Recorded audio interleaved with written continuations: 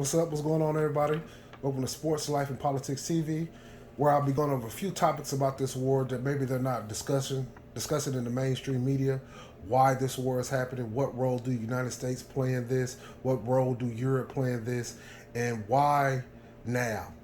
Those are some of the questions that people might be having that the mainstream media, the CNNs, the Foxes, the MSNBCs, they're not going to tell you, because obviously a lot of these people are going to be pro-Ukraine. They're not going to give you the truth. They're going to give you a narrative. They're going to give you propaganda. So let's look at why. Let's look at a map of Europe. As you can see, you see Russia in red. Russia in red over to the right. You see Belarus, Ukraine. You see Romania in green, Bulgaria, Poland, Germany, Austria, Czech. It was a time before 1989, the fall of Berlin, when that was considered the Eastern Bloc, where they had split Germany in half during World War II. The Russians had the East, the United States had the West. So this is that split that you will see all these Eastern countries. And I'm going to try to explain to you in this video why this war is happening now, because it goes back to then all the way to now. Now, as you can see, where Ukraine at? Ukraine is right on the border of Russia, and so is Belarus. But Belarus is pro-Russian, by the way, and you can see that island under Ukraine, which is Crimea, which is a part of Ukraine, but it's pro-Russian, and Russia, kind of have their pro-Russian people in the government in that part of Ukraine, and on the outskirts too of eastern Ukraine. United States have missile defense systems in Romania, I know for a fact, and Poland. I remember seeing those things on the news years ago, and we'll pull some of those things up. But they have missile defense systems. Now, when Russia fell in '89, when the Soviet Union started to collapse in '89, a lot of these countries basically started going to war with each other. Czech Republic, Hungary, Romania, all these countries began to fight for their own independence and who were going to rule the countries during that independence. Now, at this time, Russia is basically, they've fallen apart. They've overspent, they're out of gas, and, they were in trouble. So the United States started to take advantage of this through the 90s, early 2000s, all the way up until modern day. But over the past 10 years, Russia has started to expand back out west, as you can see in Belarus and a few other countries like Lithuania, Latvia, Estonia, that's at the top up here. They started to expand back out west. So United States want to keep these missiles. United States have nuclear bases in 5 countries in Europe, which would be I think it's Belgium, Germany, Italy, Netherlands, and Turkey. They have nuclear bases. And in Poland, Romania, and other, especially countries that's part of the EU, they have nothing but missile defense systems. And you probably wonder, what is that? That's to shoot down nukes. So not only do the United States have nukes in Europe to be offensive, they also got missile defense to be defensive. So the Russians were starting to feel the pressure of the United States getting closer and closer and closer. So it came to a point where Ukraine was kind of in the middle. They wasn't part of the EU, which is the European Union, and they wasn't really part of Russia no more. They kind of was their own little country, but Russia wants that back. A lot of people in Ukraine speak Russian, so they kind of want this Eastern Bloc back to push back the United States. This war has something to do with Ukraine, but this war is really against the United States pushing closer to Russia. This is not about, whose side you're on it. This is about the truth about why each side is doing what they're doing. The United States is playing dumb on TV, as they should, about not knowing acting like they don't know what's going on, when they know exactly what's going on. In Poland and Romania, they have these defense systems.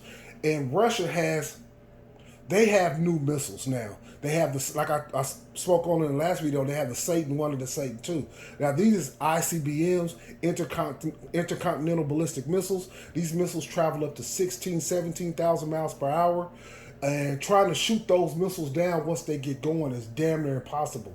You might can shoot some down, but some are going to get through. The closer you can get to Russia, the better chance you have of shooting them down, shooting them nukes down, and striking Russia simultaneously before Russia can do the same to you. So that's what this is all about. This is all about pushing more west for Russia, and the United States already haven't been pushing east. So as you can see, Ukraine, that's extremely strategic. Ukraine is a huge country inside of Europe. Huge country. So to have Ukraine pro-West, look at that. I want you to look at that map. You basically would have the United States have their missile defense and their nuclear weapons right at your doorstep, which they're pretty much already at your doorstep. You, as from a Russian standpoint, you can't have that. You can't have that. You have to do something. That's why these, what they say, desperate times calls for desperate measures. This is a desperate measure for Russia. It really is a desperate measure. And let me check out another video. Let me go to something else and see what these people are talking about. Russia's invasion of Ukraine 5 days in, U.S. authorities tonight believe that Vladimir Putin was not expecting the resistance he has seen from the Ukrainians, nor was he expecting the U.S. and the West, that NATO would put up a united front quite like what we've seen. But tonight, a convoy of Russian troops, many miles long, now just 17 miles from the capital of Kyiv.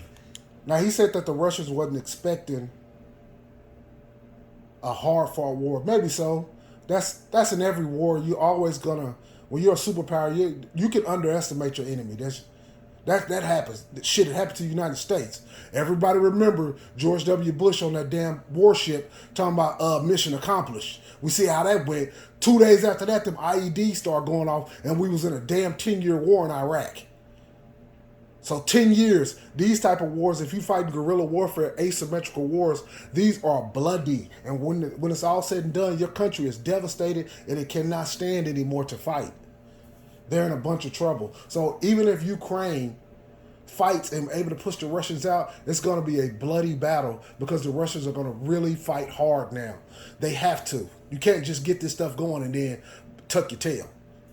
And tonight, the horrific images coming in from Ukraine's second largest city of Kharkiv. Late today, Ukraine's president accusing Russia of targeting civilian areas now, calling it clearly a war crime. The casualties are mounting, including children, and tonight here are the new images showing fierce shelling in a residential area that's in Kharkiv, again, the second largest city. Images from social media showing Ukrainian soldiers fighting on the streets of Kharkiv with automatic weapons and rocket-propelled grenades. The Ukrainian military saying this video shows their drone strike on Russian forces. But tonight, this satellite image taken just today showing one of several convoys of Russian military vehicles, one convoy alone now stretching 17 miles long, growing by the day, and headed toward Kyiv. Today, there were talks, a delegation from Ukraine arriving at the border with Belarus, meeting with the Russians for 6 hours, agreeing only that they will meet again. While in Ukraine, President... If you're the Russians, you don't want no long, drawn-out ground war. It's too expensive. It takes a toll on your military. They can become disenchanted, where it just makes it hard. The same thing happened to the Russians in Afghanistan in the 80s. They went in there. And by the way, I also want to say this. The CIA is on the ground in Ukraine. They're not going to tell you that, but they are 100% on the ground because they were on the ground in Afghanistan. And I'm going to kind of prove that to you. It's going to be one of Biden's people, part of his cabinet. She's going to explain that, and we'll go over that video in a minute. Zelensky signing an application for immediate membership in the European Union and asking for a no-fly zone over Ukraine. What the White House is saying about that tonight. And the U.S. and a host of other nations taking more steps to freeze Russian assets. Even traditionally neutral Switzerland, no longer neutral. The impact already being felt in Russia tonight. Long lines for cash at banks and ATMs there, the value of the ruble sinking. Vladimir Putin meeting with advisors today, blaming the economic crisis on the West, which he called an empire of lies. And after Putin put his nuclear forces on. Well, Putin is right. Both empires are liars.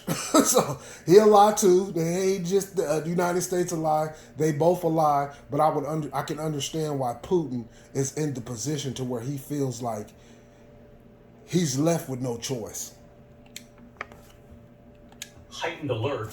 Tonight, President Biden and what he said when asked today, should Americans be concerned about nuclear war? Here's our senior foreign correspondent, Ian Powell, leading us off tonight from Kyiv. Tonight, Russian shells pummeling a residential neighborhood in Kharkiv, the second largest city in Ukraine. Officials there saying dozens of civilians were killed in potentially the worst single attack of this war. Human Rights Watch accusing the Russians of using cluster bombs on the city. If verified, a deliberate attack on civilian areas would be a war crime. Now, that's interesting that they said that. Civilian attacks will be considered a war crime, considering earlier when the war first started, everybody seen the videos where they said all the civilians were arming themselves. So that's that's like a two-headed snake. Like you saying, like all the civilians, men. There was old women. I seen old men. I seen middle-aged men. They all were picking up weapons, and they were civilians. So that's interesting. Now the Russians, probably from their perspective, they're going to have to fight civilians. Civilians will be killed. If civilians are picking up arms, how do you distinguish between the civilians who aren't picking up arms and the civilians who are picking up arms? That's interesting that they would say that. Ceasefire talks between Ukraine and Russia on the border with Belarus ended after 6 hours with no deal, but an agreement to try to meet again in the coming days. With the Russian advance slowed by a fierce Ukrainian defense, there are fears Putin will intensify his attacks, already raising tensions with the West even higher by putting Russia's nuclear forces on heightened alert. President Biden answered with one word when asked today if Americans should be worried about nuclear war. Mr. President, should Americans be worried about nuclear war? No. The Pentagon says Russia still... He had his damn mind. This whole thing is over nukes. Most wars are fought over resources and monies, but this is weapons defense and missile offensive. So these are about weapons, about being using offensively and defensively. That's what this war is over.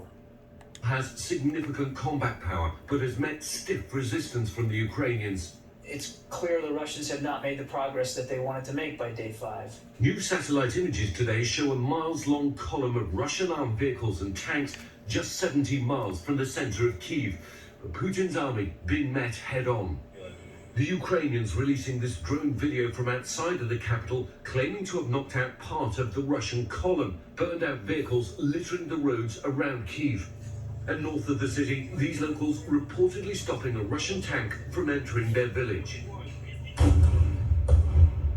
In Kharkiv this weekend, Ukrainian forces battled Russian troops in the streets, even forcing them to retreat in a relentless defense of the city. But in the south, Russians appear to be advancing on the strategic Black Sea port of Mariupol. Heartbreaking images emerging there of some of the youngest casualties of this war. Here, a 9-year-old girl lies in the back of an ambulance as a medic races to save her life. It was too late. At least 16 children have already been killed in the fighting, which officials say has claimed over 350 lives in all. After rallying his fighters over the weekend, Ukrainian President Zelensky today praising the heroic defense being put up by his army and the country's citizen soldiers, saying Ukrainian... There it is. Citizen soldiers. That's why I say you got kids being killed, but you got citizens that's fighting. And they're dressed like everyday citizens. So if you're Russian, there's going to be a bunch of confusion, and there's going to become a point where they don't care. Because when the war first started, you could kind of tell they were trying to be strategic with the bombings. Like the bombings was like, we want to hit this and we want to be cute and hit that. But now since they see it's a bunch of civilians fighting alongside the military, hey man, all bets are off. Russia is going to step up their aggression. Have shown who we are. Russia has shown what it's become. He later signed an application to join the European Union. It's a symbolic move that could take years to pass. Even so, it's a message of defiance to Putin. And that just burns Putin up too, because Putin don't want Ukraine to be part of the European Union, because that means if you're part of the European Union, if you attack one European Union country, that means you attack them all. That means they're all going to fight. They're all going to fight with one country. Say you attack Portugal or Spain or whatever, France, whatever. That means you will fight all the countries that's part of the European Union, like Great Britain and the Netherlands and the Dutch and like those type of countries you will be fighting if you attack the EU country. But Ukraine is not part of the EU. Like I said, that's symbolic. That means absolutely nothing right now. They're not going to save you right now. But let's go. Let's go and check out another video that I want to see.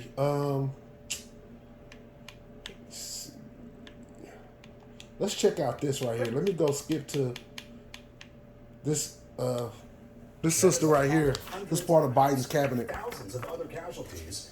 Here now is the U.S. ambassador to the United Nations with more on the U.S. So she's a U.S. ambassador to the United Nations. It has made clear that we're not going to put boots on the ground. We're not going to put American troops in danger. So that means we're not going to put American troops in the air as well. But we will work with the Ukrainians to give them the ability to defend themselves. Now, that was... See, if you just heard that in simplistic terms, you would think the United States is just going to, send some food and some rest. No. The United States said they're not going to put troops on the ground, and they're not going to put troops in the air. That means they will send the CIA. They have a movie about the Afghan-Russian war called Charlie Wilson's War, where they sent the CIA and they gave them damn Afghans all them Stinger missiles and RPGs and AKs and ammunition, the same stuff that they end up using against the United States. That's neither here nor there. But the CIA is there, and they say they're not going to put any troops in the air because the president of Ukraine wants to have a no-fly zone, which that would mean the United States would have to have their planes like the F-35 Raptor and F-17 and all their fighter jets. They would have to be in the air to enforce a no-fly zone. But they do have unmanned stealth drones. You heard it here first. I guarantee you the United States have unmanned stealth drones, because she said there won't be any men in the sky. You got to read these key words that these people say. They'll tell the truth wrapped up in a ball of lies. But they most definitely got them drones over there. They're giving up all type of Russian intelligence and everything. That's why Russia has to, they can't, this war, you don't want this war extended out like in Afghanistan where you have to tuck your tail and eventually leave. It's shame. You got to step up. They're going to step up the bombardment, and they're going to really put a lot of pressure on Ukraine to sign an agreement to not join the EU and all type of other stipulations, whatever else Russia wants. And so they can push out. And eventually, you heard this here first, eventually they want to go into Romania. And if not going to Romania, cause a bunch of instability in Romania because the United States have bases there. Now that we kind of checked in on her, let's kind of go to some of these bases. Let's check this out. This video is from 2016. Well, no, this ain't the one. Is this the one? Let me see. Yeah, this video is from 2019. The other one's 2016, kind of the same thing. But this is the United States. They have weapons. The reality is they have weapons, missile defense system. This is the THAAD. This is the THAAD missile defense system that's in Romania, which is right next to Ukraine. Supplement the Aegis while they're conducting maintenance, and it allows us the opportunity to continue to strengthen partnerships with our NATO allies and friends. At this point, we've developed really good working relationship. So United States have bases that's ran by the United States 24/7. Provoke the upgrade other than just the requirement to upgrade our program. Because let's be clear, Romania don't have no money to put this type of. They don't even have the technology to put no THAAD missile defense. This is all the USA.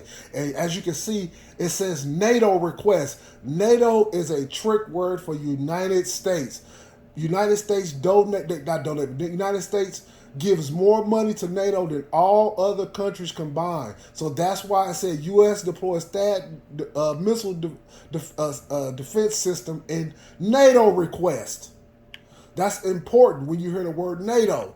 That's another key trick word for how United States uses other countries and key words to where it's, oh, it's not us, it's NATO asked for it, knowing that damn well they want to put the whole plan was to put them missile defense systems there.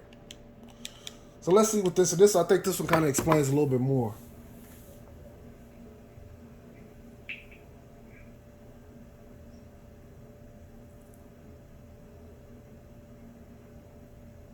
This is the one that's in Romania. This is $1 billion facility.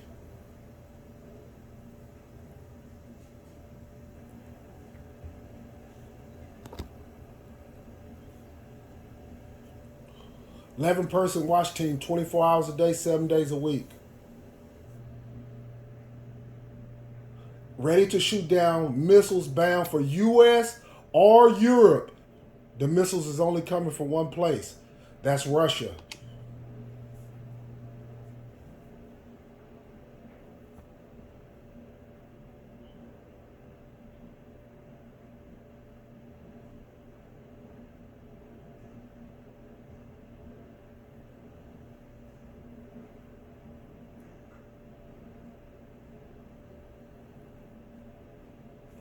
And Putin, by the way, is an ex-KGB agent.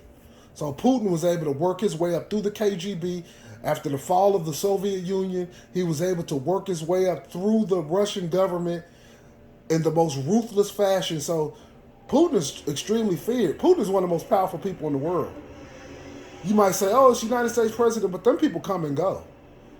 These people would be here permanently. The president of China, Xi, these people are here permanently, man. They're not going nowhere till they die. The president, the leader of North Korea. Them people powerful, man. They're not going nowhere.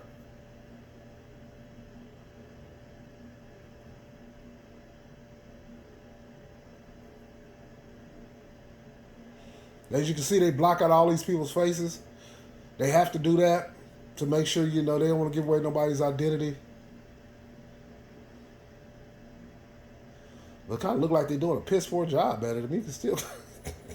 They gave the sister the smallest circle. God dang. Oh, no. Oh, they doing the black people. Now, look at that nigga. You talking about some racism. You see that? Wait a damn minute. They gonna get a sister gonna just cover up her eyelashes. What kind of shit? Now, look at the white woman. Her whole face. Man, I'm not even... That's neither here nor there. But that just goes to show. Which that's important to look at and see. So that's the one in Romania. That's the other one. They have another one in Poland. They have the same missile defense in Poland, and all the other EU countries. They have the same missile defenses. So that's extremely important. That's something that you really got to keep your eyes on. And this is what just keeping your eyes on this and kind of looking at the layout of the continent. Russia has to push west. They have to. They have no choice but to push west.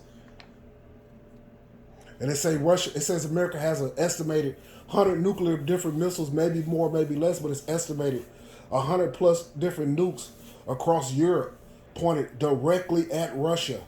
So Russia has its nukes pointed, but damn, imagine if Russia lined up its missile defense systems and nukes in Mexico and Canada. That's the equivalent of what we're doing, which that's what the United States should be doing. When you're a superpower, you got every strategic advantage you can get, you have to take it. You have to take it. So all these countries right here that you see on that eastern side from Belarus to Ukraine to Romania to Poland, that used to be all part of the Soviet Union. Yugoslavia, Croatia, all that used to be part of the Soviet Union. All of it. And when it fell in 89, all of a sudden, all that stuff went up into smoke. And then you have you'll hear this term too on the news, Russian oligarchs. You might say, what is a Russian oligarch? All a Russian oligarch is a former person of the Soviet Union who made money off the fall of the Soviet Union. So they come from the post Soviet Union, like before 89. So they're basically old money.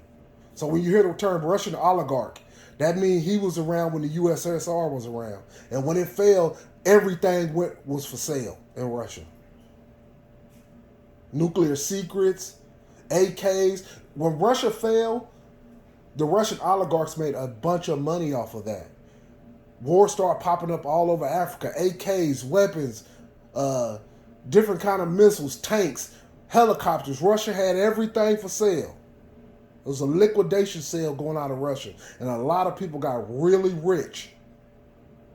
Really, really rich. And now they're trying to cut all them people off. You see all these sanctions, which sanctions take a lot of time to implement. And Russia, China, Iran, North Korea, Venezuela, it's a bunch of other countries. They're trying to create their own little pathway around these sanctions, because that's America's number one tool to use against countries they don't want to go to war with, which is sanctions. So you keep hearing sanctions, sanctions, sanctions, but sanctions is just a small part of trying to get this war stopped. Ukraine, they're in for a long, bloody battle. Hopefully not too long for Russia's sake and Ukraine's sake, because Ukraine will never be the same. It'll take 30 years to try to recover from some of these type of wars.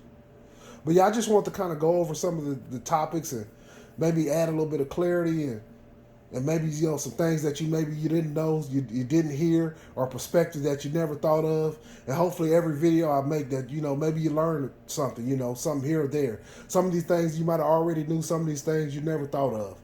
But yeah, thanks for listening, man. I appreciate y'all tuning in. Peace.